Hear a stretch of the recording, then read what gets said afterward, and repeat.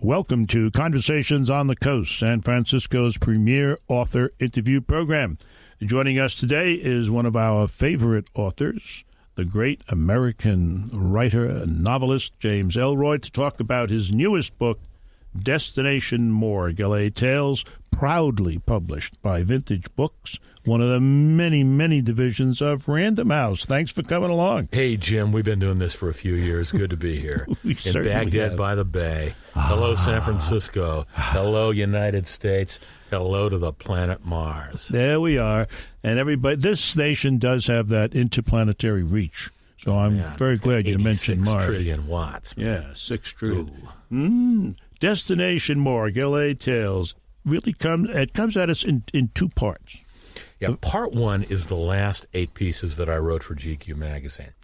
You have me inveighing on the phenomenon of Mexican boxing. The Stephanie Gorman murder, L.A. 65. The Robert Blake case, L.A. 01. The Gary Graham case, Houston 81. 2 autobiographical essays and a piece on scandal rag journalism. Part 2 is 3 novellas. They are entitled Hollywood F.K. Pad, Hot Prowl Rapo, and Jungletown Jihad. I like the title of the last one the best. I read from Jungletown Jihad, Jim. It's the only comedic piece ever written about Arab terrorism.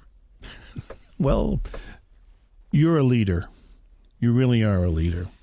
This book, a minor bestseller at this point, just like the Marine Corps. It's for the few and the proud. GQ magazine.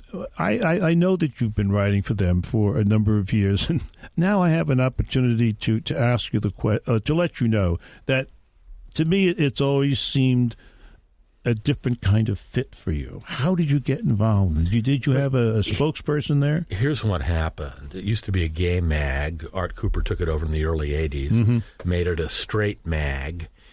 I got hooked up at GQ in 94. Art Cooper was a great champion of mine. I had 3 wonderful editors there, Paul Scanlon, Elena Silverman, and Michael Haney. And then in June of 03, some events converged. Art Cooper got the boot, died of a stroke a week later, and all his writers got the boot, and now they've turned it into a youth mag. So what? It's a youth mag now. It's a lot of oiled male bodies, fashion ads. Good Lord. It's no good. I recall the old Art Cooper GQ days. All my people are down the road. I think Haney's still there. One of the most interesting pieces in the book, for my money, is one that you called Where I Got My Weird Stuff. Yes, it's really S-T. True. Yeah. But I changed it to stuff. Yes, you did. For the code. Network, yes. For the code, you know? And the reason that I like it is that it contains James Ellroy's take on writing novels. And I just want to read a little bit from it, if I may. The novel, you say, is an autobiography mislabeled. The novel avenges sand kicked in the face and larger, more long-standing trauma.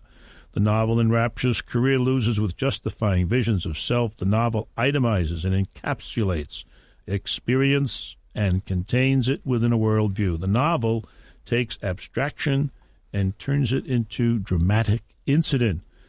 Novelists mold, you go on to say, memories and concepts and conceits, Their images replace colored blocks and click to cohesion. I'm not sure I understand that.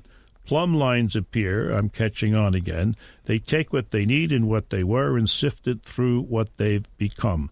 Their voices build off a mute state, often nurtured in recklessness and privation. The novel is a daunting task. And this is where it gets autobiographical. It takes some building up to. My prelude took 14 years. Yeah. That's interesting.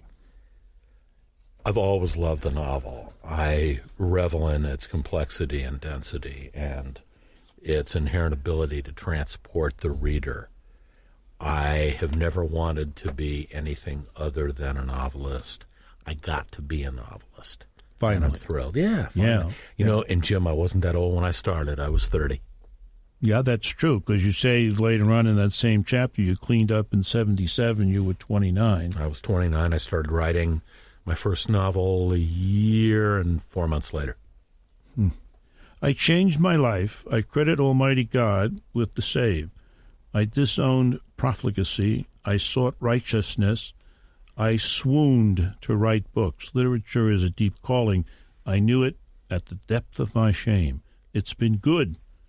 And thank God, it's nowhere near over. Yeah, that's fine. So there's more on the horizon.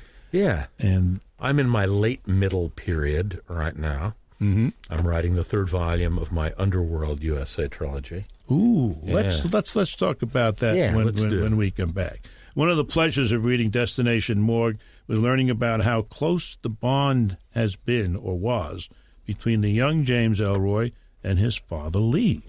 We'll talk about that and some other stuff when we come back. You're listening to Conversations on the Coast with Jim Foster. Now you can find this program on iTunes, SoundCloud, and all your favorite digital outlets. Follow the show on Twitter at JimFosterCoc and email JimFosterCoc@gmail.com. We're having a very calm show today because our guest is the very retiring, modest, soft-spoken James Ellroy. Hey, Jim. Here to chat about a book called Destination Morgue / L.A. Tales. Yeah, Jimbo. Published just recently by Vintage Books. And not only is it we need to tell him that that's a subsidiary of Random House, but this is a vintage original. It's a vintage original. It's a trade paperback. Sonny Mehta, who is the boss of Alfred A. Knopf, King of American Publishers, and my editor, did not want to divert review attention from my next novel. Hence, this book is published in paperback. There you are. You know, one of the books that we talked about on the show recently was a book called The Black Dahlia Avenger. Now, who did you talk with? To which you wrote the introduction. Yes, I did. Talked to Steve Hodel. Steve Hodel. Right here, we had Steve Hodel. Steve Hodel. Okay. The Black Dahlia case, L.A., 1947, January 15th. The tortured, ravaged, bisected body of a young woman is found in a vacant lot in 39th and Norton in what is now South Central Los Angeles. She became known as the Black Dahlia, certainly L.A.'s most famous murder case, arguably America's most famous unsolved murder case. Many people have claimed to have solved it. Steve Hodel grew up to be a LAPD homicide detective. His father was a psycho, libertine, child molesting, pervert surgeon. He hangs the case on his dad in the hardcover version. I read the book, was not convinced. In the lag time between hardcover and paperback, new information came to light that convinced me the old man did it. Thus, I endorsed the book. What was the new information? Do you remember? That indeed, George Hodel, the surgeon, was a major suspect in the case, and that on a DA's bureau wiretap, he gave it up. He said, so what if I kill the Black Dahlia? The only one who knows is my secretary, and she's dead. Wow. So there it is. There it is. There it is. Buy it. You don't buy it. I tenuously buy it. I don't buy a lot of the surrounding conspiracy that Steve Hodel proselytizes, but I can buy this. And if I'm wrong, so what? She's dead anyway, and it's 57 years ago. There's a piece in the book called Balls to the Wall, and it's, essentially something about boxing, your love for it, and also your father's love for it. Right. You write in here, my mother died. I bunked full-time with my dad then. We watched fights. We snarfed TV dinners. Right. Now, that's very typical the way you write. But it seems to me that behind that is the description of a father-son relationship. Jim, it wasn't much of a relationship. It was desperate. We were all we had. Uh-huh. The old man was 50 when I was born and going into fading health when I was 12, 13 years old. Not a bad guy, but weak, and never held the allure that my mother did. She's a murder victim. You know that story. It's famous. Yeah. And one of the great things that he gave me was boxing. I've loved boxing for well over 40 years.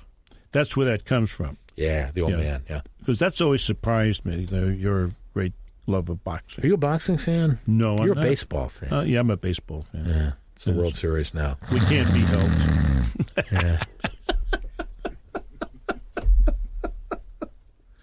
Oh, dear. There are two pieces about recent things in crime and law enforcement in the book. Yeah. One is called The DA, and I subtitled that The World of Steve Cooley. Steve Cooley is the reforming district attorney in Los Angeles County. I met him in 2001, profiled him. He's a great crime fighter. Mm-hmm. And he's still down there doing it? He's still down there. Was reelected to a second term very handily. Very good. Very good. And then there's a piece called, and I love this. This is your best title in a long time. Yeah. Little Sleazer and the Male Sex Mama. Robert Blake and his wife, murder victim. Yeah. You know, that case is not going to trial yet. She died, the woman, May 4th, I believe, of 2001. Of 2001, yeah. It's currently October 26th of 2004. That's 3.5 years. Anyway, to slice it. So what's going to happen? I mean, isn't it pretty clear that Blake did it? I believe he did. Yeah, and I think they're stalling it because the man can't plead out. He's into his 70s. Whatever sort of jail time or deal he cuts, we'll put him in prison till the end of his life. So I think he's buying time on the outside. So he's just going to hang out with his lawyers and yeah, just keep getting postponements and get residual checks from Beretta. You know, here's a funny thing about residual checks from what? Beretta. Come on, that's not still floating around, is it? It must be. Oh, good Lord. I don't know.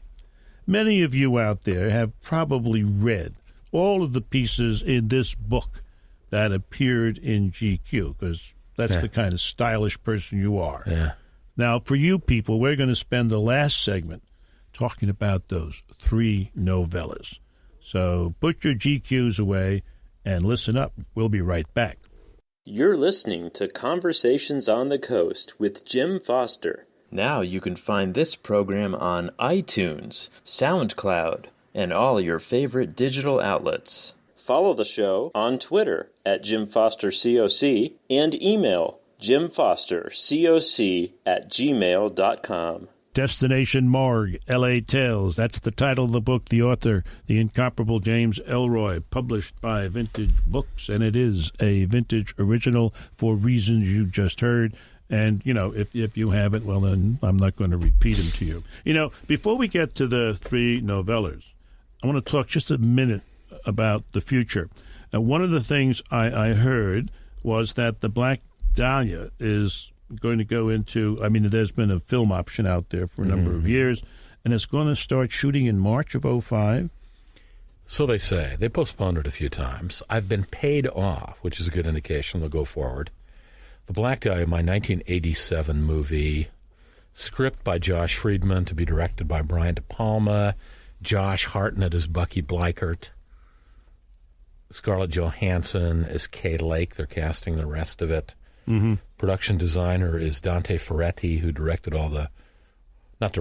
directed all the Martin Scorsese movies, and the director of photography is Vilmos Zsigmond. Now, they're shooting in Prague. That's the thing that blows me away. They're shooting in Prague. Well, you know what? I think the labor must be cheap over there in the former Commo countries. And apparently they're going to build on a soundstage 300 yards of Hollywood Boulevard in 1947 to exact scale. Apparently they can do this. This beats me. Good Lord. Yeah. Sounds like a lot of trouble. L.A. is still there, right? Last time I looked.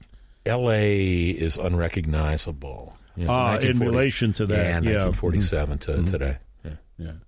Okay, and then there is a book in the works, at least one, part 3 of your historic series. Underworld USA Trilogy, Part 1, American Tabloid, which was Time Magazine's Novel of the Year, 1995, covers 58 to 63 L.A., the second volume, Cold 6000, 63 to 68, and I'm on Volume 3 now. Volume 3 now. Yeah. And I also heard a rumor, and this really intrigues me because we have done one book on this fellow, Warren Harding. I think I'm going to do a Warren Harding book after the trilogy, yeah. What a nut he was.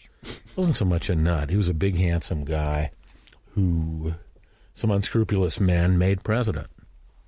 Harry Doherty was his attorney general, and he allegedly saw Warren Harding walk out of a whorehouse in Marion, Ohio, circa 1898, and said, Jesus, what a good-looking guy. Let's make him the president of the United States. And damned this if he is true. Damned this if he is didn't. True. This is the guy. This is the guy we had on here. I forget who that was, but that's the story. Was it John Dean? No. Because John Dean wrote a recent biography of Warren Harding. I think this was a novel, a historic novel around the incident of his becoming president. And that line was in there. He's good looking. Let's run him. Yeah. Oh, well. They called him the Roman idol. Yeah. May have been murdered by his battle axe wife, Florence Killing Harding. Had teenage mistresses. Teapot Dome scandal. Yeah. Harry Doherty selling booze out of the Attorney General's office during Prohibition. Definitely the stuff of a novel. Absolutely. In the second novella, and I can read the title of this one. Yes. Yes. Hot Prowl Rapo. Rapo, yeah. Yes. It brings back one of your favorite characters, Hush Hush Sleazemonger, Danny Getchell. Getchell, yeah. Well, he dies. This is the final Danny Getchell story. But, I mean, at least he dies off page. Each of the three novellas, Hollywood K-Pad, Hot Prowl Rapo, and Jungletown Jihad, feature one of my favorite sex killers from the 1950s, including my single favorite fiend of all time. I don't know why this guy is not more well-known. That's Stephen Nash. Yeah. I mean, when you read these, you wonder that. Yeah. Yes. He was a homosexual drifter who stabbed a 10-year-old boy named Larry George Rice to death under the Santa Monica Pier and said the following: he had it all in front of him. Food, fun, sex, all of it.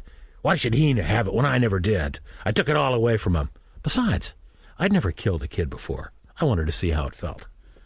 This guy was in a league of his own. He went to the gas chamber in August of 1959. He spit his chewing gum into the chaplain's outstretched hands. He looked through the plexiglass there, the gas chamber at San Quentin, at Larry Scarborough, the cop who arrested him, and Larry George Rice's father, the man whose son he had killed, winked at them and sucked in the gas with a big you-know-what kind of grin. He had irresistible panache. Wow. Stephen Nash. Donald Keith Basher was a pad prowler. He offed two women in 1955 and 1956. Harvey Glattman was your classic cowardly and compliant psychopath.